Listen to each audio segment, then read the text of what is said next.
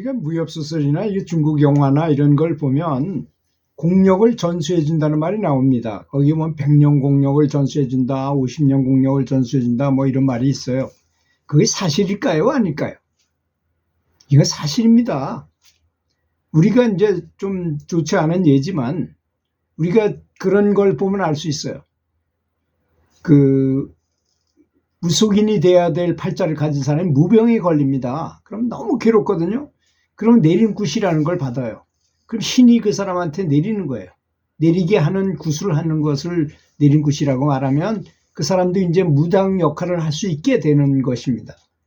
그렇듯이 공력을 전수해 준다는 말은 무술을 하지 않았던 사람을 무술을 하게 하려면 고수가 그 사람에게 공력을 전수해야 된다는 걸 말하는 것입니다.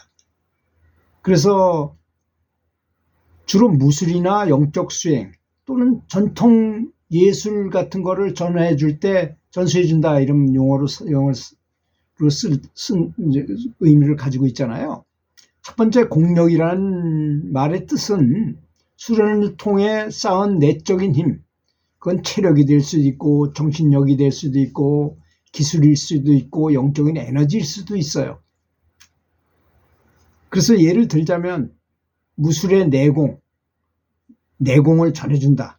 또는 예술가 숙달된 기량을 이렇게 전해주는 건데 그거는 말 한마디 말로 되는 거 아닙니다. 오랫동안 같이 있으면서 이렇게 전해줘야 되는 거죠. 기술 또는 에너지, 영적인 에너지 같은 것들을 전해주는 것을 공력이라고 하는 것입니다. 오랜 시간 노력을 들여 쌓은 능력을 상정하는 것, 이것이 바로 공력이라는 것입니다. 자, 그렇다면 전수의 의미는 뭘까요? 전수는 스승이 제자에게 기술이나 지식이나 또는 영적인 에너지 등을 직접 전달해 주는 행위를 말하는 것입니다. 그래서 사실 영적 에너지만 전해주겠습니까? 지식도 많이 알려주고 기술적인 것도 많이 가르쳐주죠. 그런 것 전체를 말해서 전수라고 하는 것입니다. 단순한 이론 교육이 아닌 몸소 체득시키거나 직접 그 사람이 몸으로 깨우쳐서 알게 하는 것, 피부로 느끼게 하는 것, 또는 영적인 에너지를 불어넣어주는 것을 강조하는 것을 말하는 것입니다. 이건 실제로 있는 것입니다. 없는 게 아니고. 그래서 제방의 선지식을 탐방하라. 그냥 혼자서 그냥 열심히 참선한다고 또는 연불한다고 해서 뭔가 등력을 얻는 게 아니다 하는 말이 바로 그런 의미를 가진 것입니다. 그래서 무술에서는 기운을 전수한다. 또 명상에서는 마음의 흐름을 가르친다. 즉 어떻게 생각하는 방식을 가르치는 거죠. 사로 생각하는 길을 가르치는 걸 말하죠. 굉장히 중요한 것입니다. 그래서 선지식들의 법문을 많이 들어야 되는 것도 이를 어떻게 생각하라는 법을 배우는 것이잖아요. 사실 따지고 보면 그건 엄밀히 말하면 실질연불하는 건 아니잖아요. 하지만 지식적인 것도 굉장히 중요하기 때문에 그것도 필요한 것입니다.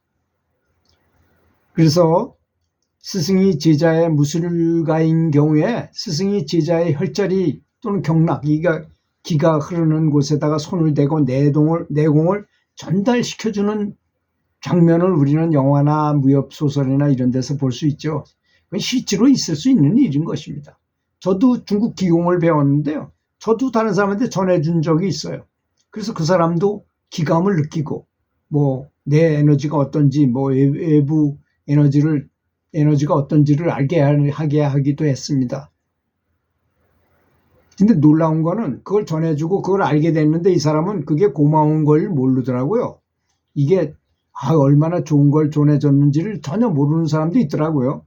하여튼 그건 그렇다 치고 전통 공예 같은 거 도공이 흙을 다루는 감각을 제자에게 직접 느끼게 해주는 것을 말하는 것입니다. 이거는 참 이론적으로 말할 수 없는 거예요. 그죠? 흙을 다루는 감각, 언제 불을 끄쳐야 되고 얼마큼 불을 떼야 되고 흙을 어떻게 빚어야 되고 물을 얼마큼 집어넣고 이거 굉장히 복잡한 그런 아주 예민한 감각이 있을 것입니다. 또 영적인 수행은 선사가 스승이 제자에게 깨달음의 열쇠를 건네주는 것을 말합니다. 이걸 법맥을 이어받았다 이렇게 표현하는 거잖아요. 확실히 있는 것입니다. 없는 게 아니고 영적 수행에도 반드시 그런 점이 있다는 것입니다. 그래서 선지식 좀 에너지를 많이 모았다고 느껴지는 그런 스승한테 가서 주변에서 같이 놀아요. 그러면 저절로 그렇게 됩니다. 그런 것이 바로 전수라는 것입니다. 근데 중국 기공에 이런 말이 있어요. 만권의 책은 전해주더라도 한마디 말은 안 해준다는 말이 있어요. 한마디 말에 그 비밀이 다 들어있는데 그럼 책은 시큰 보게 하고 책 수만 권을 줘봐야 만 권의 책을 봐봐야 아무 소용이 없다는 걸 의미하기도 합니다. 굉장히 중요한 거예요.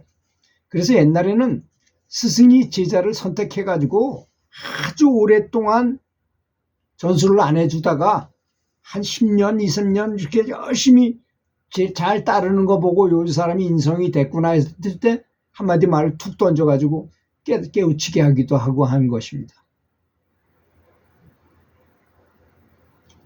현대 과학에서는 에너지 전달, 이렇게 에너지를 전수해주고 전달해주는 것을 검증하기가 어렵다는 것입니다.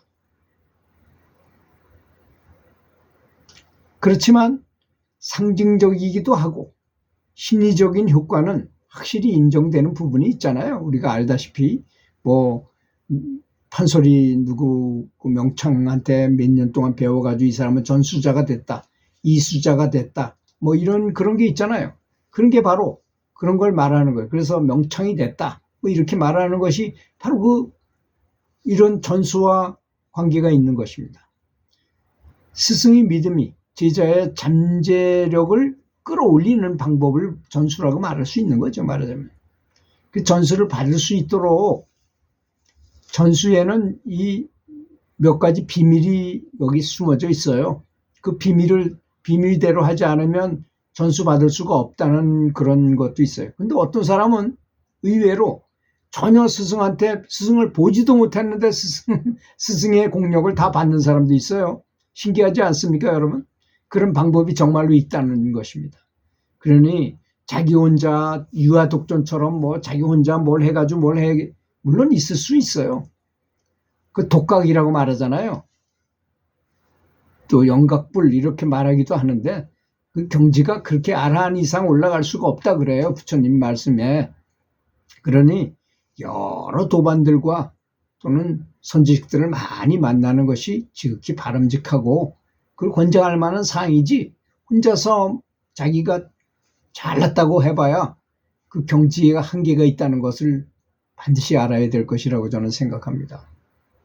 이 공력전수라는 의미를 꼭 알아두시고 그런 분이 어디 있는가를 잘 찾으시는 것도 좋으리라고 생각합니다. 들어주셔서 감사합니다.